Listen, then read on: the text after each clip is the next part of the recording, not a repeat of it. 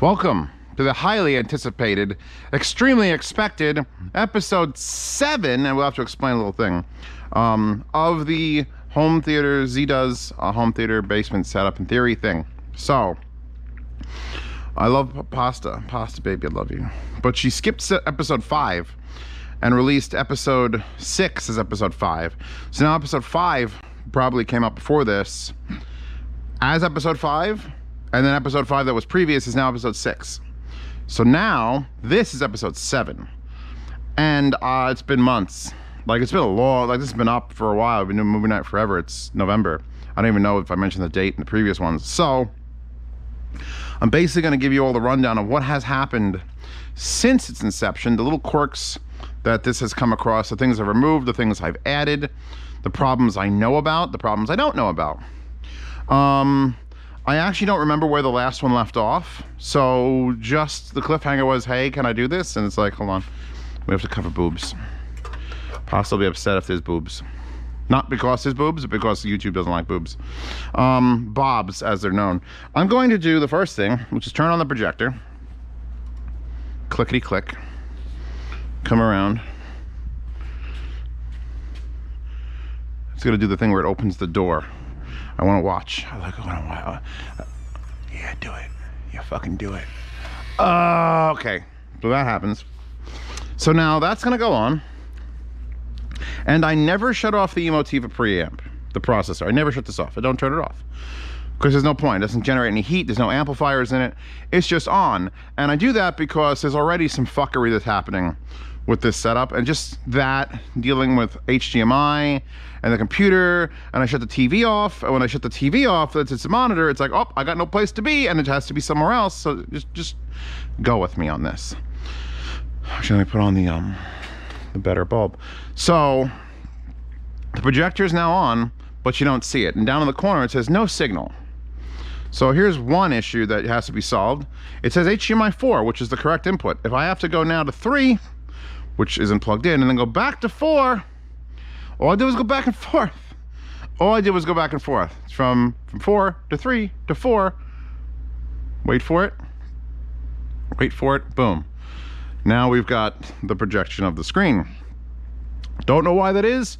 Can't figure out how to fix it. Honestly, don't really want to fix it. I'm not sure if when we talked last, I have calibrated this with a custom resolution. Since this is not my old apartment and my projector is a little bit lower and it's more even, when you set a custom resolution in Windows, which, hello, she's on the sidebar of whatever is going to be the review episode 10, the 10th review, because I set her up for that. Here I have, you can see, a custom skinny ass resolution that is 1920 by 817. That is what that is. And when you do that, it'll just display black on the top and bottom and just give you the widescreen. In my old apartment, I couldn't do this. Like, I had to keep it at 1920 by 12 by 1080 and then shift videos down because the projection screen was so low, I had to use the bottom portion of the projected image, where here I could throw away black at the bottom and throw away black at the top and get the middle, get the real meat of it. So now I could do this instead of that. So I don't even have to, like, if I open up a 21 by 9 or a 235 to 1 movie on that side, it's beautiful. It just is. And then I have to zoom. I have my Media Player Classic set to zoom in always, because a lot of my video files have the black bar top and bottom, and so it just cuts them off. It's perfect. So as far as, oh, another thing, if I play a movie here and I have Media Player Classic there, and then I shut this off for the night, and the next day I'm here, and I'm like, oh, gotta check the videos I just recorded for whatever video, like Cooking Consortium. I open it, it's still there, even though that's all off. It's still there because it's better than turning that off and having it disappear. So then I gotta go and, like, right-click the task manager and hit the move command and hit the arrow, so it brings Media Player Classic back over so I can have it be on the real monitor. The signal path is as follows. I've removed the HDMI. Actually, there's still the wire and the plug here for it, but this is where the HDMI mini DSP was. It added too much complication. It was having too many problems detecting things. I scrapped the idea.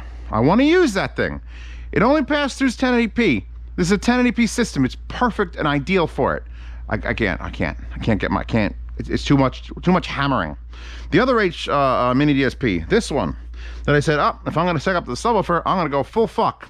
Well, I haven't gone full fuck. This is just still the XLR cable with the XLR adapter and the RCA into the LFE, and I have the other one here just because I don't want to separate the pair of wires. And thankfully that's a decent strain relief, because it's sort of just like hanging there. Is there a better way I can do this, so I can hang it off both of them? I feel like there's a better way I can do this, but for now, as long as you don't kick this, you shouldn't damage anything. Subwoofer has been performing fantastically, by the way. The mini DSP back there is the only mini DSP, and that's the Nano Digi, and that controls the front. A singular SPDIF cable is here, or a coaxial digital cable with an extension, so it goes whoop, extender, whoop.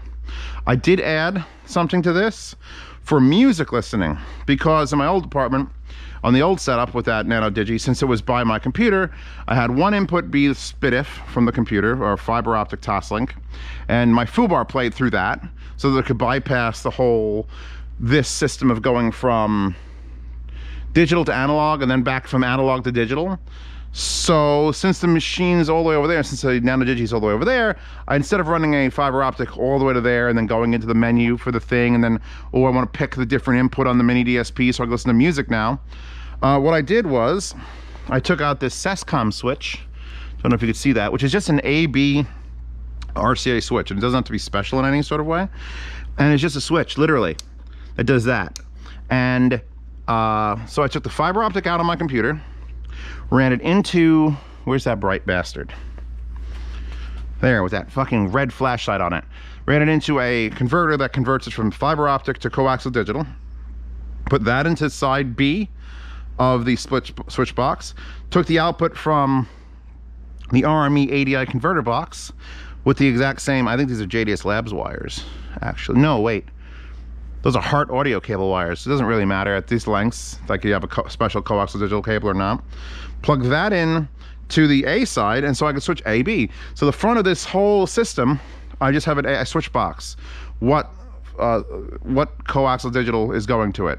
Click the one that's completely coming raw from the computer, which I use for music, or click the one that's being converted through the surround processor for movies.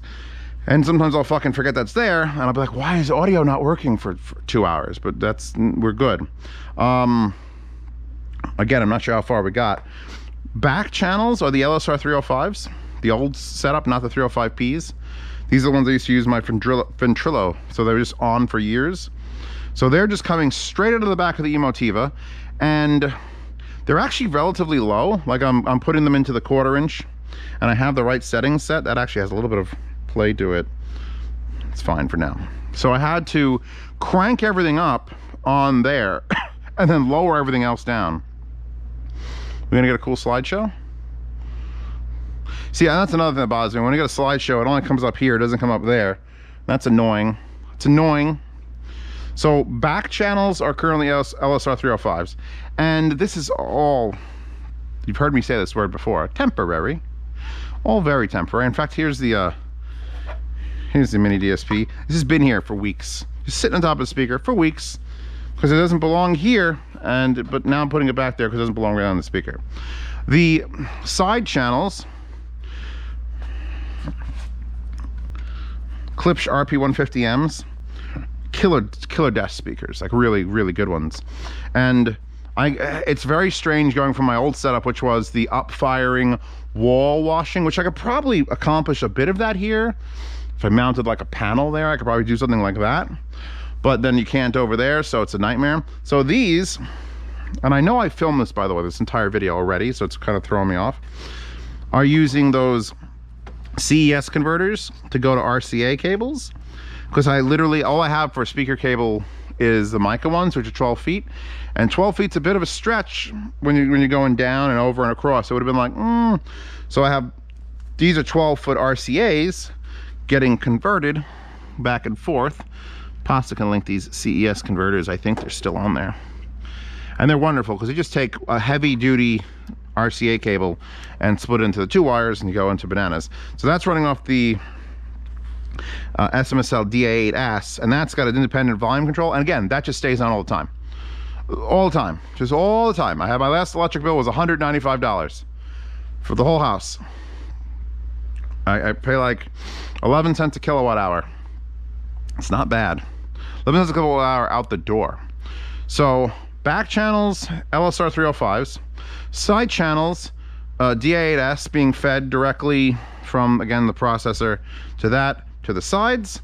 So now it's my rear channels taken care of. Subwoofer, you guys know, is set up there with actually an XLR out, which is kind of nice. It doesn't add any volume. I kind of wish it bumped up the actual voltage a bit to be used like that, but I understand why they do it.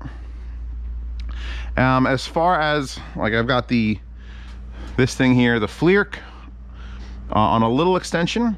I did, like I said in the previous video, fuck up by not having, like, I can't control the volume from there. I mean, I kind of can if I bounce it perfectly, and then it sort of controls the volume. If I would have mounted this the other way around, I could have literally reached over the couch and just been like, volume. But I didn't, so we live with it. So what else do we have to do? Let's close this, since this is just sort of like a sit rep. Let me open up movies directory, and we'll go over Battle Angel. Oh, Alita, what did I just do? Did I just try to move American Made into Battle Angel Alita? Okay, glad it figured out that it can't combine the movies. What if you could? Oh my god, that feels like a rocket jump video where, like, someone, like, accidentally clicks and drags one movie, tries to hit the recycle bin, and then drops it into another movie, and it's like combining. And then they could film that, and it'd be like Alice in Wonderland and like Edge of Tomorrow. Somebody shoot that idea to them. Be fucking sweet. Anyway, so here's my video window, which is just showing me pure white. So we are currently on the absolutely fantastic speakers of these. Actually, not bad. This 40-inch Samsung is what I use for my speakers in the basement. For, like, I'm just like, oh, I just need to open a video and check it, or watch a YouTube video out here, or watch past the live stream.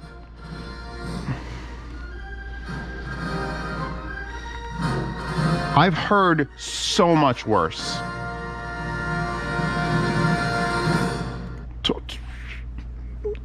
Only this 40-inch Samsung has been the one that I get approved of. Maybe that BenQ one. So movie goes whoop over to that. We full screen. Actually, I believe I have the options on that set. See, the audio render is not set to default. It's set to specifically the Samsung. So I'm going to set it to system default and see if this works. I haven't done this really. So system default is currently this screen. I'm going to go here, I'm going to click and click. I'm going to say Emotiva. I'm going to reload the video by double clicking here. Switched over to the default, which is that. It says DTS HD Master Audio, so we know it took it properly. Enter, I make Media Player Classics enter.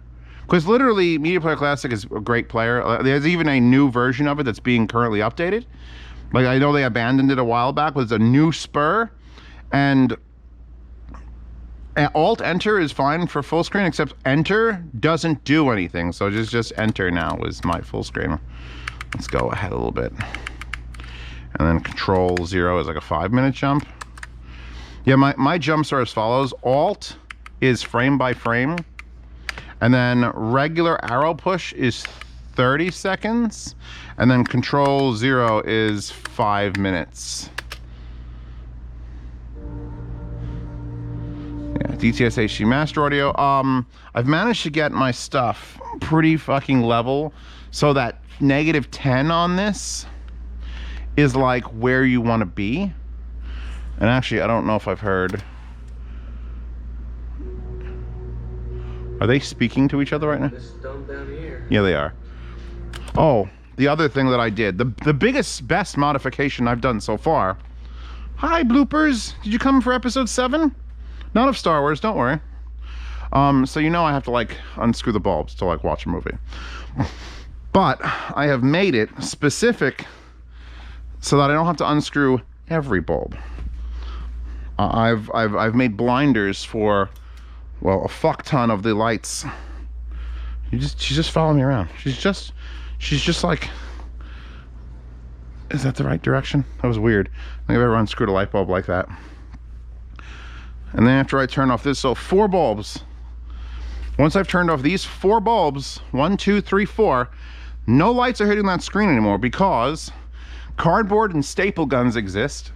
So this one actually hides the light from hitting me on the couch. This one hides the light from hitting that. We go over here, I have this bulb. I stapled this piece of like just fucking foam so it doesn't hit the TV. Are you gonna follow me around the entire time? Come here, I'll carry you. You're an old lady, I'll carry you. Come here. We're showing everybody the things on the ceiling. And you'll be amazed at how many. Here, you wanna be on top of the dehumidifier? This one was probably the first one I did because I used the most piece of cardboard, but that just boom. If I lift it up, you'll see it hits the screen. No longer hits the screen. Even this one, all the way here in my wood shop or future wood shop, blinder. And then I just kept going around and determining if I needed to add more and more. This one, blinder. That one, blinder. This one, no blinder. At the back here in the speaker area, these are directional. We don't have to worry about that. This one, blinder. But just the fact that I don't have to turn off every light, because it gets dark in this basement. Like, you can imagine it's not bright in this basement, but having like this all be lit up basically normal and then be able to watch a movie without any like light bleed, it's fucking fantastic. So, and the next step in the evolutionary chain of this is probably moving it. Like, I'm okay with it right now, but I didn't build it on these rolling platforms to leave it right here. It doesn't need to be right here. And in fact, I kind of want to roll it over to where I'm doing my speaker demos right now, because at some point I'm going to bring down those big RF7 clipshes up in the great room and bring them down here, and I have to watch movies on them because I can't use them upstairs in movies. It'll be garbage, the hottest garbage. I'm gonna put this back on, hold on. So either I bring those clipshes down here and set them up on this side, which has pretty good acoustics, or do it there with the rug. Someone said to me, and it wasn't a terrible idea, and I should probably follow through with it. Zeos, why don't you get a cheap, shitty rug for upstairs? And just try it, because Pasta probably won't like that rug anyway. But you buy a shitty rug, you buy a $200 rug, a big fucking area rug. Use it for as long as you can until you get furniture and real rugs. Just bring that rug down here when you're done with it. Just keep buying shitty area rugs because the basement doesn't give a fuck. And he couldn't be more right. Look at this shitty area rug with the stains and the nice grid pattern to line up all the stuff on it.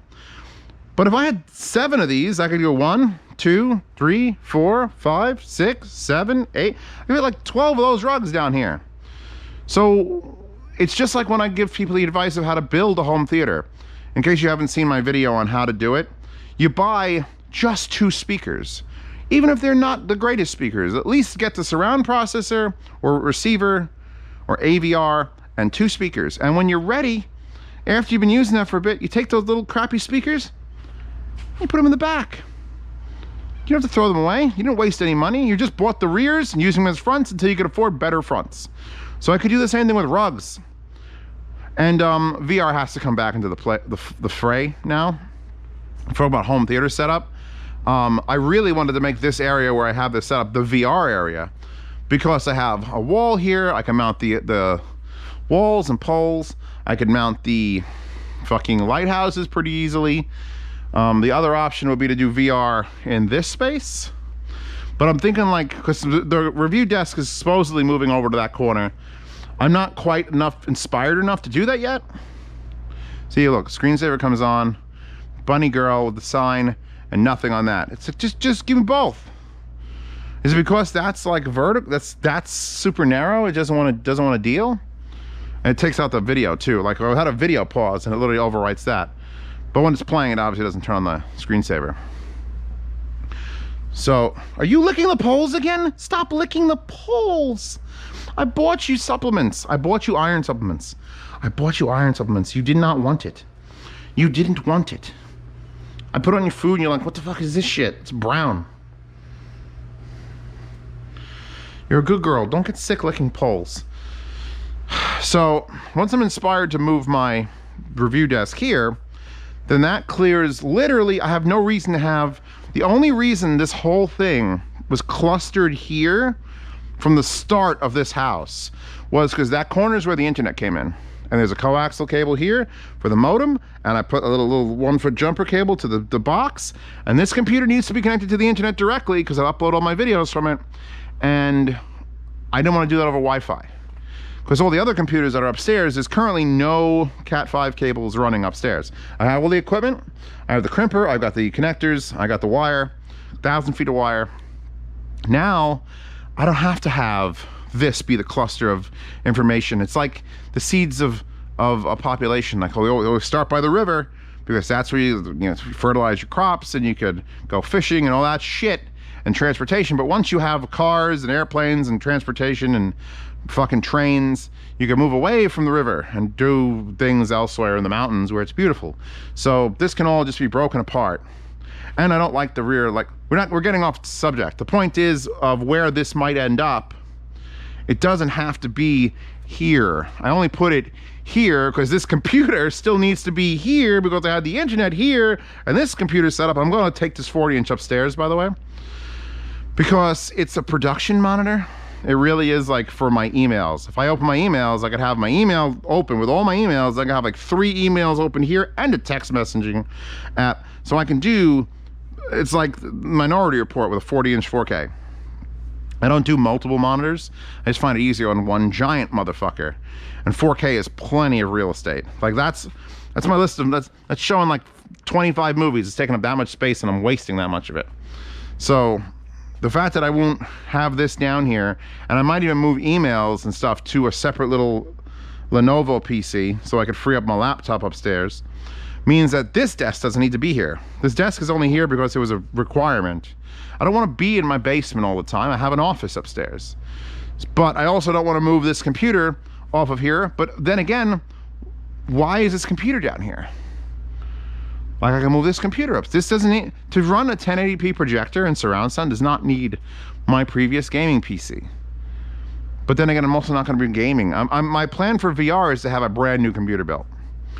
Right at this moment, it's not in the pipeline. I'm waiting for the new AMD stuff. I was gonna say ATI. I miss ATI being a thing. When I get the new AMD stuff is available and I can get a 6800 XT or whatever, the 6900 XT, whatever the fucking, I wanna spend $1,000 on my graphics card. That's my goal. What's your goal? I wanna spend $1,000 on my graphics card. 6800 XT or 6900 XT, I forget which one it is. All I know is you can't get them currently and people are selling like empty boxes on eBay. So once I have a new computer built for VR specifically, or sim racing specifically, or gaming specifically, that will be down here somewhere. Because VR obviously has to be down here, and then I'll pick whatever area that goes in, and I can just run a networking cable to it. I mean, there was also the fact that I don't have any, another reason that this area was the area I set up, is I had the most access to power. Which is like, what are you talking about, Zeos? If I didn't touch on this subject, I've touched on it before, but I'll touch on it again in case it wasn't made clear. The people who built this house gave the electricians a blank check to do whatever they want, which is why I had to spend probably $1,500 on automation stuff upstairs, and my friend and I had to remove, I have a box stacked this high with just empty, unused switches. Because we removed all the 3-way and 4-way switches and just put smart switches in. So they went absolutely fucking berserk. There were 3-way switches I could touch. Like this, in the same room. Like, why is this a thing? But down here in the basement, where I have the speaker set up back there, and over there by the chest freezer, on the other side of the staircase, are the only 2 outlets in the entire basement. And they run, along with the switch by, there is actually another outlet for the heater, the actual like water heater. There's a 3rd outlet, but it's plugged into the water heater. So I have to unplug the water heater to plug in the thing. So they all run on the basement circuit with all the lights. So over here, I had an extra switch for the alarm panel Here's my generator thing, and here's another switch for this fucking vacuum. So I had actual access to power all this shit.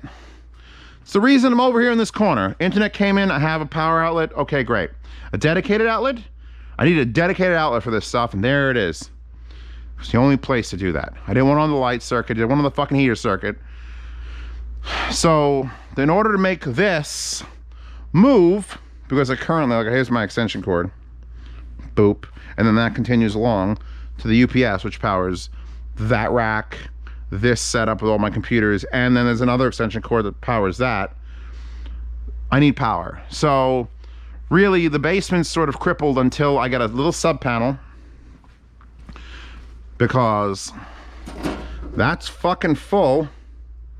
I gotta get a sub panel box. Here's a 220 for the, which one are you? Dryer. Then the two AC units are 220. And then there's a steam generator, which is also 220. And there's a fucking, where is it? Where's that big wire? This one, this monster here. That's for the steam generator over there. But the point is, I'm gonna have to tap out of this. Here's a hole, boom, another box, and then do outlets, and then outlets, and then probably go up and either do the 3 rows, the columns, or just down the center, put an outlet over there, put an outlet over here, because I have no place to plug anything in. Home theaters require power. Not a lot. Granted, not a lot. I mean, I don't even shut my Crown amps off down here. They just stay on all the time, 24 hours a day, 7 days a week, because they're commercial amps. They're designed to be put in commercial infrastructure that doesn't turn off. Turning them off doesn't save you any power. It's like 2 watts, 3 watts, maybe. Just leave them on. Leave everything on. Leave everything on. If you have an under $200 electric bill, you just leave everything on. So my next bet, my next big thing is power. Once I have the power, then I can go and move this thing. Like, I can still move it there without a problem because we haven't gone very far. But anything else like VR or computers, I'm gonna need more UPSs. I'm gonna need more power outlets. That's another reason I would move over there, because there's power over there. It's not dedicated. Again, it's still shared off the fucking light circuit because the electricians ran out of fucking circuits. But yeah, so as far as back to home theater and how it's behaving or performing.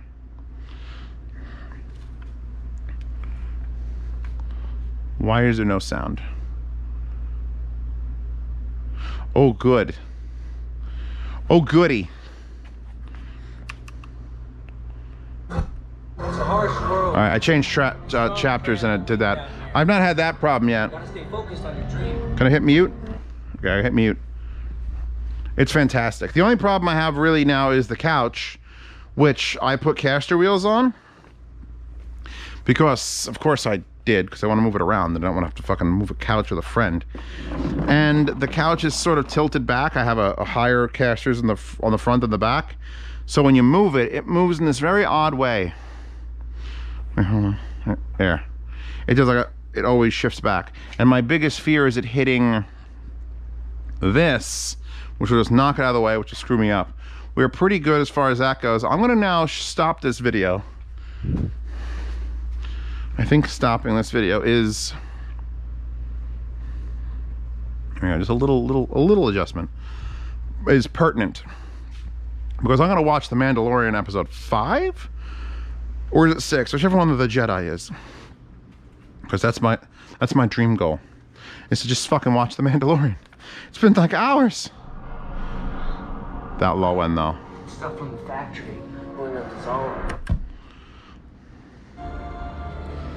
So, a little bit of a pop too when I pause and unpause. Not sure what's causing that, whether it's the mini DSP or this thing, because it's just weird shit.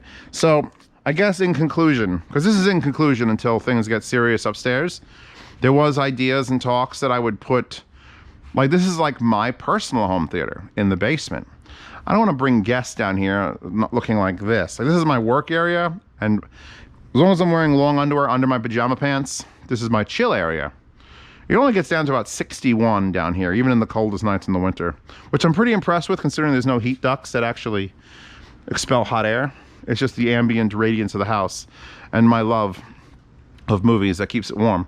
So at that temperature, you get a blanket, you curl up on your couch, you take your Mike and Ike's.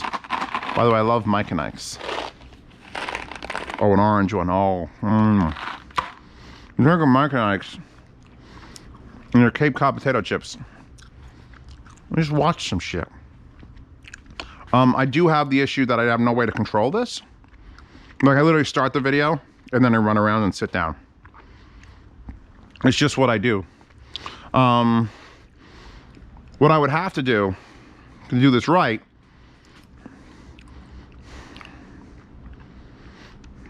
shit. I can't. I'm just, my brain, I'm trying to like work out in my head because I still have processes I need to do on this computer. I need to encode my video on this because this is the most powerful machine I have. So I need a monitor. But I also want to use it specifically as a TV thing. But then I could always just use like a little NUC or a laptop to just watch a movie. I'm wondering if I should take this out of here. Take this out of here. Bring them upstairs to the office. Do my video encoding there. I'll have a hardwired internet there because it won't take much to get it there. And then that little mini computer that I bought, instead of just trying to transfer our emails over to that, just use the mini computer here. The same one I have in my 4K TV that I roll around upstairs. Just plop it down. And then this tower would be a completely its own thing. It wouldn't have any external monitors. It would just be projector on, you're using that computer, projector off, you're not using that computer. It's a thought. I don't need this computer down here. If I film a review, the only thing that would bother me with is if I film a review here or there or in the basement, and then I'm like, all right, I need to download my card if my encoding computer's upstairs. See, but here, I don't have lightning bolt on this, or Thunderbolt, or whatever the fuck it is where you can run the extended monitor, but I don't see a reason I can't just, if I'm gonna pop a hole in the ceiling / floor here to get a network cable up, there's no reason I can't just have like a monitor and a USB and download my card to the computer upstairs. Or just bring the camera upstairs and just this house is big and I want to do things upstairs and down here, and it's really fucking complicated to try to like work out how I want to do that with a rhythm. It's real easy now. It's record video, download it, record video, download it. But then I record unboxings upstairs. Up, camera's full, gotta walk downstairs to download it. So it's 6 of one, half a dozen of another. Anyway, I'm done. I don't think we could add any more to this. This is just more like a live stream brainstorm now at this point. Because the home theater's aspects are pretty fucking solid. It works. It works fantastically. I would love to change out like the way the rears work is a little bit like, I would, they're sitting in the middle of my fucking floor. Oh, at one point, I should probably point this out. Point, get it? Point. I do plan on setting up either like somewhere over here, just straighten this shit out and move those things. I want to do a near field surround sound, just because I haven't done one in a while. And I used to have one set up for my sim racing, but that stopped. So I still have my Tascam PAR 200, which is my actual original surround sound processor / receiver for my living room. I went with the Emotiva because I just never gave it any play. And it's got a couple quirks that is like, even with updated firmware, you're quirky as shit. So I would just pull this off, set it up. It has full outs for everything. And I have enough Swan speakers. I have the M3As. I have 2 pairs of M300s and a pair of M200s with a D1090s. And I could set up a very small scale. Do I have enough? I don't know if I have enough speaker stands to pull that off though. 2, 4, 6. I might be able to pull that off. That's 6. It's already. I already just found I have enough speaker stands. Those are the short little monoprice ones I got for the boot carts, which are currently on the Doom stacks. And then I have another set over there. Yeah, I have plenty of speaker stands. I'm Zeus. I gotta have enough speaker stands. Do I have a TV or a monitor? Oh, that's another thing I could do. I guess I was just thinking I could set it up here instead. Just disconnect all that shit in the front. Would I still use this? I don't want to disconnect all this. I'll bring the receiver out, hook it up, whatever. The point is, that's another thing I want to do, because if you've never experienced a near field surround sound, and I'm not talking about like Logitech Z71, that's cute. I'm not talking about like Logitech Z71. I'm talking about like near field high quality surround sound. My God, it makes this, like, here is a lot of compromises for distance. Like everything's pushed far away, which is great. But when you can just have it like arm's length and in perfect harmony around you, and then you take off all the processing, oof. You don't even need a subwoofer, because you're just impacted, like impacto all around. I'd have to open up the other pair of M300s though. Anyway, I'm done. I'm gonna eat my Mike and Ike's. I'm gonna watch the fucking Mandalorian and my potato chips. Where'd my potato chips go? I'll burn this whole fucking place to the ground if I don't have my potato chips. There they are. Okay, thank God. Cape Cods, by the way. Not those 40% reduced fat ones. The original ones, because they're, well, just fucking better.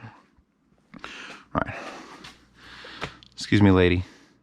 I need to get to Mando, which is on Disney Plus, which I'm subscribed to Disney Plus. So I could do what I feel like doing with The Mandalorian. Previously on it. It looks helpless. It's not helpless.